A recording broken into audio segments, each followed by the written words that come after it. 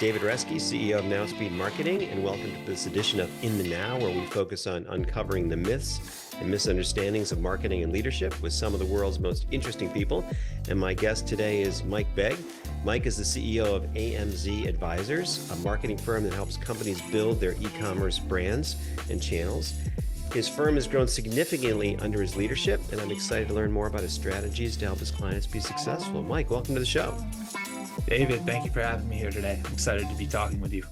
Well, we're going to focus today on your work on the Amazon platform. And just to get started, you've done a lot on Amazon, helping your clients be successful. Why should companies be selling on Amazon? Well, the answer is pretty straightforward, actually. When you look at the actual numbers, about 70% of all online product searches start on the Amazon platform now. So in general, if you have a product and you want to be found, you need to be on the platform. Otherwise, consumers aren't going to be finding your brand. I mean, ranking on Google is even harder when you have people coming to Amazon. Their purchase intent is pretty high. They're searching for products that they want to find. You need to be there. And then from there, you can try to acquire them with a variety of different strategies. Wow, 70%. That's amazing. So Yeah.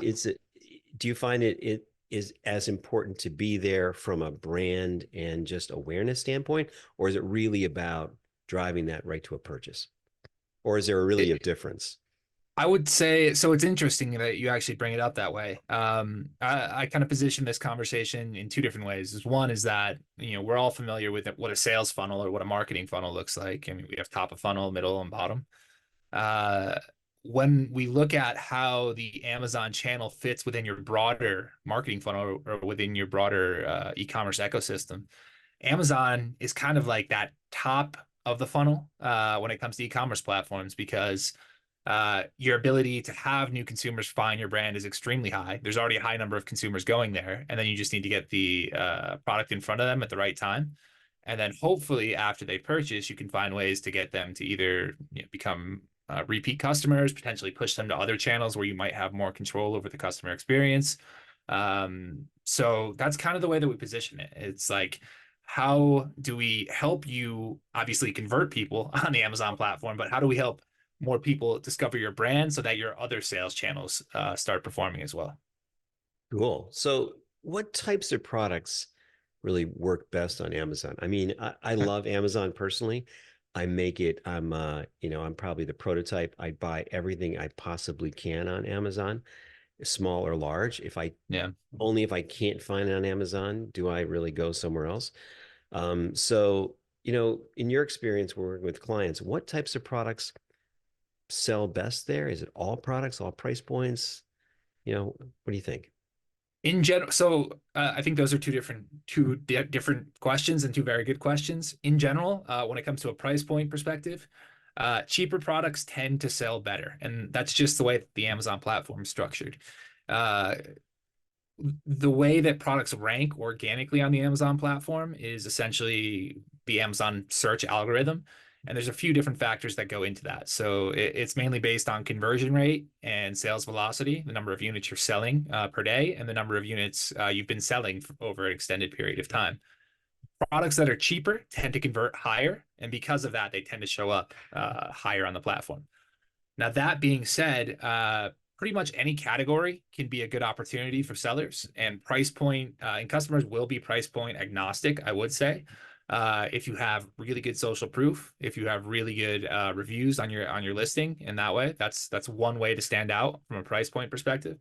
And also, it just depends on the niche. Some niches are less competitive than others, and some price points in some categories are just naturally higher. So a good example of this would be consumer electronics.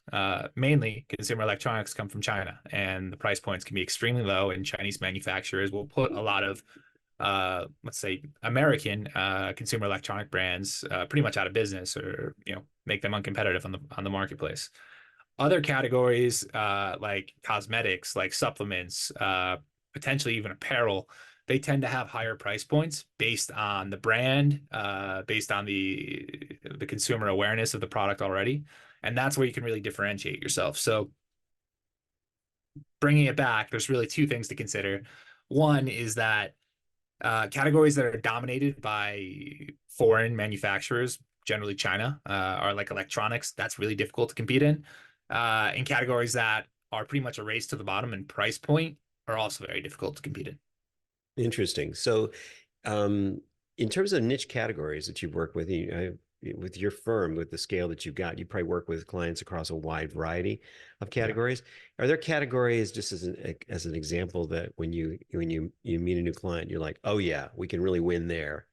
That are like, you just have some innate sense of that these are really good categories. Can you give us any examples of those? Yeah. For us, I mean, pet supplies, baby products, toys, those are all really good categories that are they're fairly competitive, but the strategy we have and everything makes our clients very successful in those. Other categories where it's very competitive and it's a little bit more challenging are categories like supplements, personal care products, generally products where consumers are just buying them one time. So sports and outdoors is a good category of that. Like if you buy a water bottle, you're not going to come back and buy another water bottle next month, a reusable water bottle, I mean. Uh, so it's a little bit more competitive, or a lot more difficult to be profitable or make money from each sale. So generally, like I said, pet supplies, baby products, supplements, health and personal care, those are the categories where we see a lot of success. So do you think, or I guess let me ask it this way, in terms of brand power. So there obviously, like in pet supplies, there are big brands that have been very successful, that I might see in a supermarket or in a supply store. Um, is it what's the impact of like powerful brands on selling through Amazon versus, you know, great social proof, wonderful product photos, low price? How do you kind of weigh those factors when you're kind of thinking about a strategy with a client? Well, well, when you look at the search volume on Amazon, I mean, the majority of searches on Amazon are non-branded. So these are consumers that are coming to the platform and just searching, I don't know, what do I have in front of me? Um, Web camera.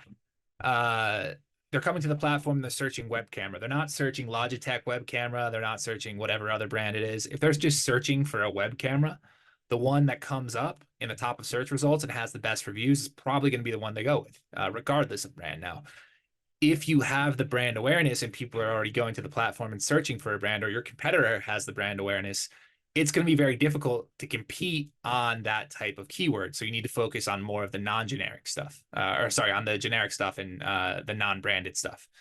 Um, that is where you're going to see success initially. I mean, if you're a brand new startup brand, there's a few different things you can do. One is obviously you need to figure out how to build your social proof. How can you get reviews? Two, is there any ways that you can generate brand awareness outside of Amazon to generate more branded searches coming to Amazon? And three, can you make your packaging look professional enough where it seems like you're an actual legitimate brand? Because that actually sways people a lot. Maybe you've had this experience where you go to Amazon and you look at different product photos and you're like, well, that looks like someone made that in their garage and like this looks like a professional product. The first impression that people have from the product photos, and a lot of that comes down to the graphic design work, the labels, all those different aspects, determines greatly on what products customers actually end up buying. Hmm. Yeah, I guess that absolutely makes a lot of sense. So, what are some of those? Just can you go a little deeper? What are some of those tactics that you see is working really well to either get you high up on the search engine results to get into those top positions? Maybe start there, and then I just want to talk about how do you build out that whole listing to make it really powerful and improve the conversion? For sure. So from a strategy and tactics standpoint, it's always great to start, and the way that we always recommend this to our clients is starting with the bottom of the funnel, is starting with the customers that are ready to purchase. There's a very specific ad type. It's called sponsored products that you can use. And these are the ads that show up in search results. So it's usually like the first three, four results on Amazon when you search something. That's a sponsored product ad. Generally, that's the first way to show up because if someone's coming to Amazon searching for a specific keyword, there's a good chance that they're trying to purchase that product or the buying intent is much higher. And a good example of this is that conversion rates on Amazon, or the average conversion rate on Amazon, is about 8%. Versus on Shopify, you'll typically see between like 1 to 3%. So you're looking at least 2.5 to 3 times better conversion rates on Amazon. So people have high buying intent. The sponsored product ads help them show up at the top of search results, and that leads to the initial revenue to get started. From there, we kind of reverse engineer the entire sales funnel. So we start moving backwards. It's like, all right, now that we've built bottom of the funnel out to capture like the low hanging fruit, how do I start creating more consideration for my product? So I want to start targeting other products that are in my category, or other competitor products that I might have unique USPs that are better than their product, or that differentiate my product from theirs. And then more moving out to brand awareness. Now, how do I create more discovery through sponsored display, through other types of display advertising, both on and off of Amazon? So, from a tactics standpoint, start with the low hanging fruit and then start moving up from there on the advertising side. When it comes to creating a great listing, this is obviously going to have a huge impact on how the ads actually perform. So this is what I mentioned, having a really good looking branding on the product, making sure your packaging looks legitimate. It looks like a real company did this and not just taking the cheapest route possible.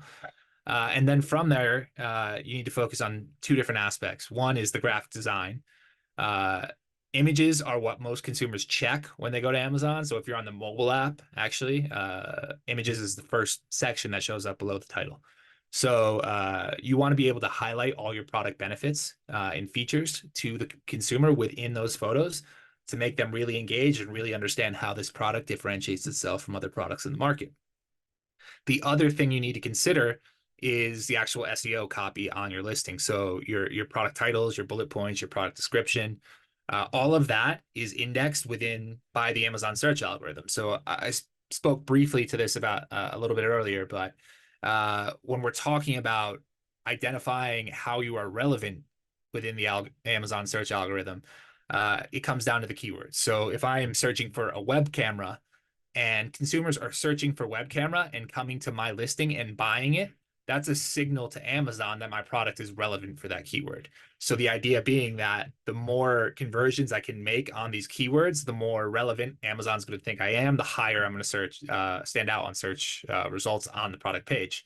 So that's really how you want to go about setting up your listing pages, identifying what keywords are most relevant for your product, figuring out how to use those in the areas where consumers are searching the most or looking the most, like the product titles, the bullet points are probably the next most important place, and then the descriptions, the third most important, and utilizing all of that to start gaining momentum within the Amazon search algorithm. Yeah, that makes a lot of sense. It seems like the principles, we do a lot of SEO for websites. It seems like the principles are all very similar, but much more specific, right? Because you're optimizing on very specific search phrases. Can you get data on the search volume on all those different Yeah, terms there are. within the Amazon Yeah, ecosystem? there's a variety of different third-party tools that can provide insights to you. And another good tool is actually the advertising side. So, for example, uh, there's a advertising report called the Search Term Impression Share. So, with that data, we can look at it and say that for this keyword, we're getting 1% of the search impressions. Mm. So then from there, you can kind of reverse engineer and figure out, well, this keyword has a lot of search volume, or it doesn't have a lot of search volume, or it's relevant to my product, or it's not relevant to my product, and you're going to use all that information to really help optimize your listing on an ongoing basis. Seems like there's a lot of detail in this business, right? So Yeah. you gotta do a lot of things right. So, if I'm a new entrepreneur and I'm getting my product off the ground, or I'm a Mhm. big brand and I've got, hundreds of millions of dollars of revenue, why should I use your firm? How do you kind of make it easy for firms to do a great job in this space? So we help in two different ways. The first way is mainly that new brands to Amazon, or brands that are getting onto Amazon for the first place, we help them with all the best practices on how to get set up. So we'll help them with all the content, all the SEO, make their products look good. We'll give them some campaigns to start with, as well as set them up with any softwares that they might need to be successful. Uh, from there, we really let the brands start managing it themselves, because for a new startup, it's difficult for us to get the results if they don't have the budget to invest in the advertising. Now, ideally, we try to work with companies that are doing between 5 to 20 million a year on Amazon, because those companies have the budget for us to really go out and start making significant improvements to their sales. So, not saying that going from 100 sales to 1,000 sales is not significant, but when we're able to add $100,000 a month in new revenue, or $200,000 a month in new revenue, that is a significant number for most companies. So That's really where having the advertising budget becomes important. And from there, we're really able to start driving the results that most larger brands want to see. And I imagine you can measure the ROI very specifically because it's all within the Amazon platform. You can say, I'm spending $100,000 in ads. I'm driving this level of sales that's producing this gross margin, and it's a very clear ROI, right? Exactly. That's the great thing is that we have a ton of data through Amazon, and it's just figuring out how to actually leverage it. There's so much data, it's difficult to actually set things up sometimes or actually create the views and the reports you need to make decisions. So that's the benefit is that once we have the data, we can really dive into the analyses that we have and start seeing where the opportunities are for each account. But for a newer seller, that's a little bit more challenging if they don't have the sales history, if they don't have a reliable set of data for us to work off of. Yeah. Let's say you're working with let's say a medium-sized company and they don't have experience on Amazon, but they really want to get involved, but they've got a good brand presence. They're kind of in Mhm. retail channels. They've been in business for, a number of years. They're kind of out there, but they really want to make something, happen. Would you advise them to take all of their products, kind of make a big investment, get all their products on Amazon right away, just to see what works? Or do you kind of focus on small subset of products to kind of get some early wins? How do you kind of think about that product strategy?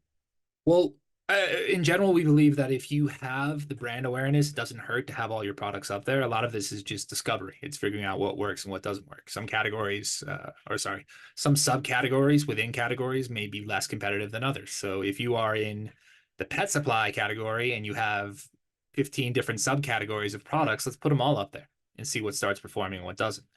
Generally what we find is as in most of the world, Pareto's law exists. 20% of your products are going to drive 80% of your revenue.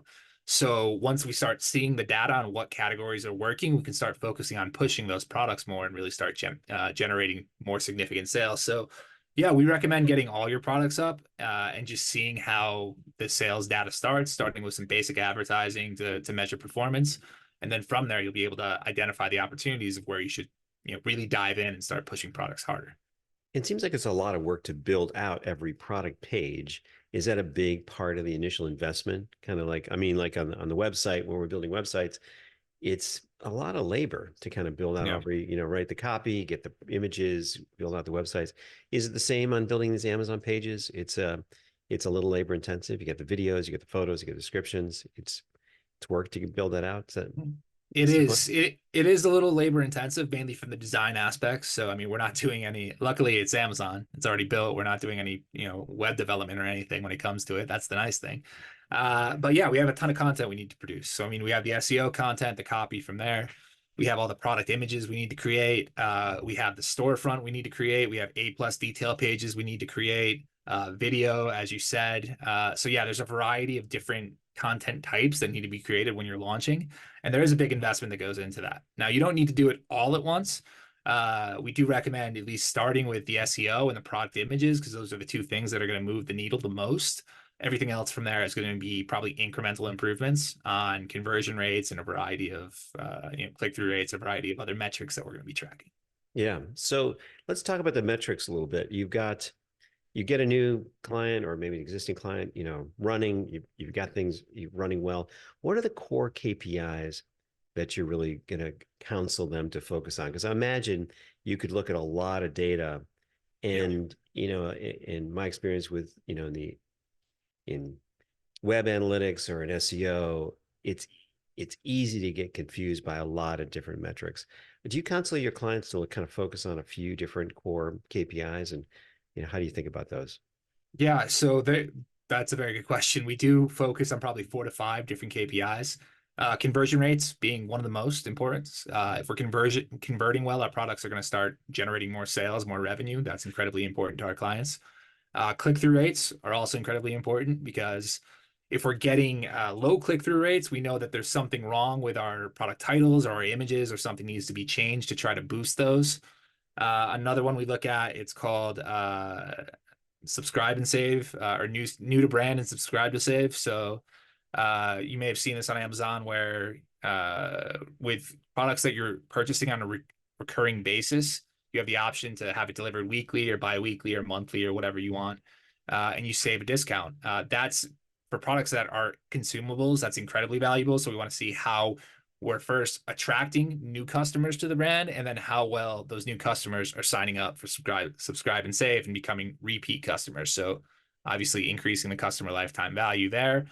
Those metrics are incredibly important. And then on the advertising standpoint, to understand profitability, we look at a metric that was Amazon's original metric. It's essentially the inverse of ROAS. It's called ACoS, average cost of sale. That's one metric. And then there's another one called total ad cost of sale, or the inverse would be total ROAS, where essentially we're looking at the total ad spend divided by, or for total ROAS, it would be the inverse, but for total ACoS, it would be the total ad spend divided by the total number of sales. So for example, if you know your product has a 30% margin, overall, we want to make sure that all of your products are selling for less than a 30% total ACoS, to make sure that you're making money. Obviously, we try to get that down to below 10%, so we're maximizing the margin you're making. But once we know those numbers is where we can really start using our strategies to improve everything from there.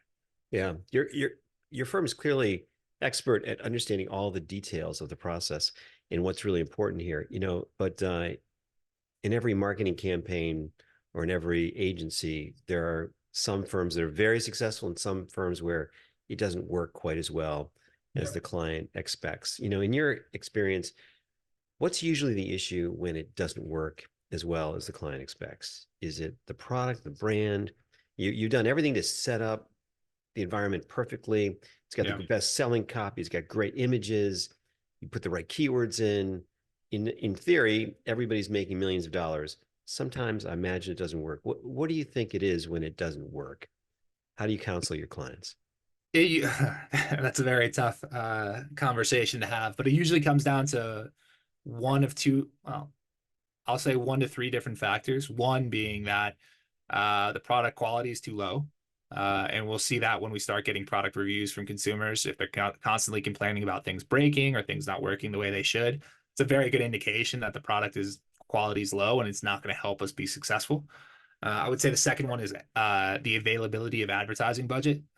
When you're working with brands that are a little bit too small, or entrepreneurs in general, and I'm sure you have the same experience, they're very involved in the day-to-day. They want to make sure that every dollar that they spend on advertising or marketing or whatever is leading to the best return.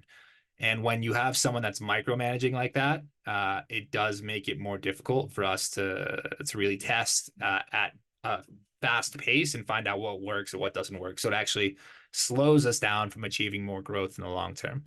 And then finally, the last thing I would say is that there may be a competitor that just dominates the market. That happens from time to time. So like a good example of this would be, I guess, like Kleenex. Kleenex is almost a household name, or Q-tips. That's another one. Q-tips are almost a household name for a certain type of product. If you're in that same product category and trying to compete, it's going to be very difficult because most consumers are already searching for that brand. So it's going to be a high cost of advertising for you to try to advertise there. You're not going to convert as well as people looking for Kleenex. So it's very difficult to compete in those types of circumstances. Yeah. And where you've got a strong competitor with the household brand. Yeah, that makes sense. So if I'm trying to go out with the best facial tissue and competing with Kleenex, that's tough. Yeah. And then some categories are like that. And what you said about ad budget is really true. We see that in, Google or other social advertising campaigns. When a client can't spend enough for other budgeting reasons to really test quickly, it can take months or even years to get to the point where you really know what's working.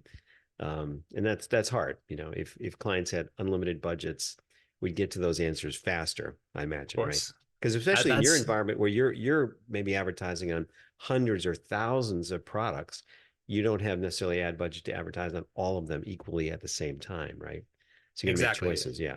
Yeah, it's all prioritization. And that's where the most frustration comes from a lot of brands. It's like, why am I not growing fast enough? Well, you're not giving us enough money to test things, or and it leads to frustrations. I mean, it sounds like you understand that as well, but it's a very, very big thing about being successful in the long term is that you got to have the budget to actually be able to see that success.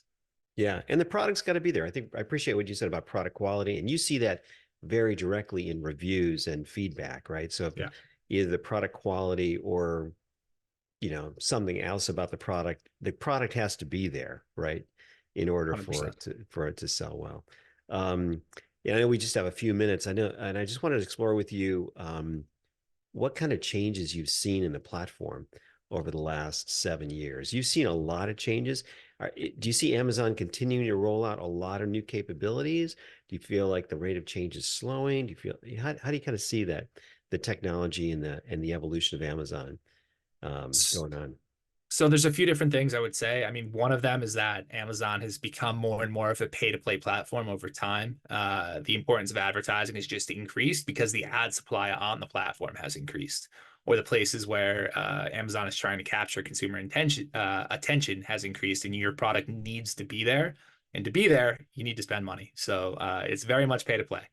The other thing I think that's changed a lot is the access to data that Amazon provides. Like I mentioned before, Amazon gives us a ton of data apart from customer emails, which would probably be helpful for most sellers. But it's really becoming more sophisticated in figuring out how to use that data. So there might be times, and it's happened to us, where a new report comes out and we don't look into it enough, or we don't see the significance of the report until one day where it breaks through and it's like, oh, we could calculate this metric from whatever's being provided in there, and then we can use that to start optimizing the listings in some new way. So being sophisticated is incredibly important on the platform. I mean, just having a basic level of selling is not going to be enough to really move the needle in the long term. Yeah, that makes a lot of sense. It feels like Amazon, like a lot of platforms, gives the average user the ability to kind of set it up and do it themselves. Why should they use AMZ to do this versus just kind of figuring it out on their own and make it happen? Well, I can say confidently that you're going to run into a lot of headaches. This happens with every single account we work with. Amazon is notorious for being, how do I say, unresponsive to sellers. I guess that's a good way to put it. You'll frequently get suspended. You'll frequently get listings taken down. All of this requires a ton of troubleshooting. So knowing what avoids those things happening and how to resolve them when they do happen is incredibly valuable, because any lost time you have selling is just lost revenue in your pocket. The other way is the sophistication that I mentioned. The different types of advertising and the sophistication it takes to run all of those ads is very difficult to learn on your own. And the learning curve for you to get to the same level that we're at is going to cost you a lot of money. So generally, if you want to start getting results immediately, if you want to start avoiding headaches and problems on the platform, that's why you want to come work with a company like ours. Yeah, absolutely. Well, Mike, you and your firm are clearly experts in this space. It's been a joy learning about this and just understanding it better. So thank you for taking the time to talk to our listeners about your experience. If people want to connect with you or learn more about your company, your services, what's the best way to connect with you?